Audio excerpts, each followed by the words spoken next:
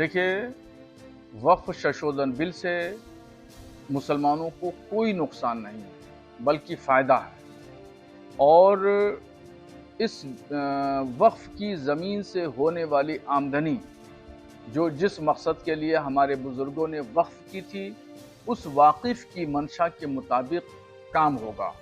उससे होने वाली आमदनी से गरीब, कमज़ोर, लाचार, यतीम, बेवा मुसलमानों की किफ़ालत होगी, उनकी आर्थिक मदद की जाएगी।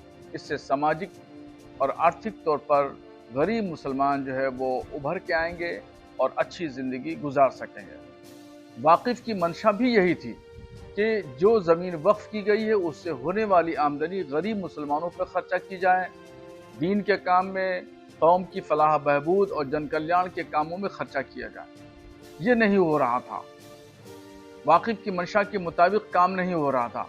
इसलिए वक्फ में संशोधन किया गया और ये संशोधन जो हुआ है वो मुसलमानों के लिए फ़ायदेमंद है। इससे करप्शन रुकेगा और इस ज़मीन पर स्कूल, कॉलेज, हॉस्पिटल, मदरसे, यतीम खाना, ये तमाम चीज़ें बनेंगी।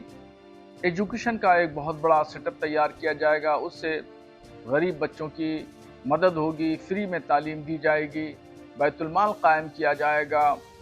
और चंद सियासी लोग मुसलमानों को डराने में और बहकाने में लगे हुए हैं और वो कह रहे हैं कि मस्जिदों मदरसों को खतरा है।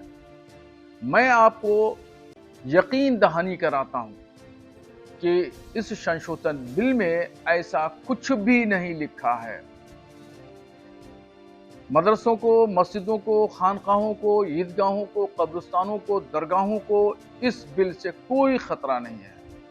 मैं तमाम मुसलमानों से ANI के माध्यम से अपील करना चाहता हूं कि इस बिल से बिल्कुल घबराने की ज़रूरत नहीं है, परेशान होने की ज़रूरत नहीं है और पॉलिटिकल लोगों के बहकावे में ना आए और कोई भी उग्र प्रदर्शन करने की ज़रूरत नहीं है।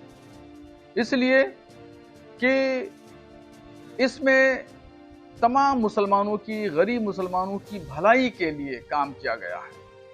और आपने देखा कि 2019 और 20 में जब CA का कानून आया तो यही चंद लोग कह रहे थे, मुसलमानों को डरा रहे थे कि तुम्हारी शहरियत, नागरिकता छीन ली जाएगी।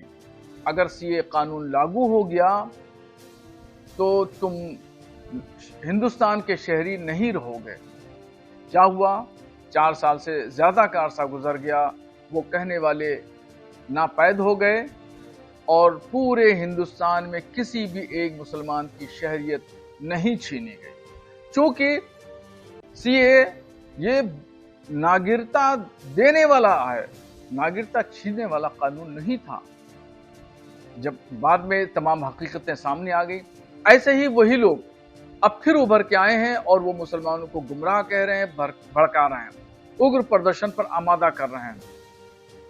तो बराए मेहरबानी किसी भी प्रदर्शन की जरूरत नहीं है। इसलिए कुछ दिनों के बाद जब हकीकत सामने आएगी तो लोग सब समझ जाएंगे कि असल क्या है और नकल क्या है।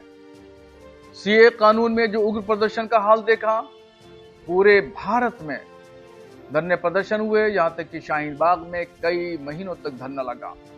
मैं उत्तर प्रदेश की बात करूं तो सिर्फ उत्तर प्रदेश में 27 नौजवानों की जानें गई, सैकड़ों लोग जेल की सलाखों में गए। कुछ की जमानतें हो गई हैं, कुछ की जमानतें अभी नहीं है, अभी भी जेल में हैं, उनका कोई पुरसाने हाल नहीं है।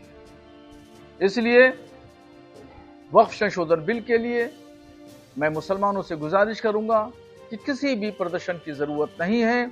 ये बिल मुसलमानों की फलाह बहबूद, फायदे के लिए, जन कल्याण के लिए है। लगातार ये कह रहा है कि मुसलमानों पे निजी मामलात में भी दखल का शरीयत के रूप में ये शरीयत के रूह से वाकिफ की मंशा के मुताबिक काम होना चाहिए, मगर वाकिफ की मंशा के मुताबिक काम नहीं हो रहा था।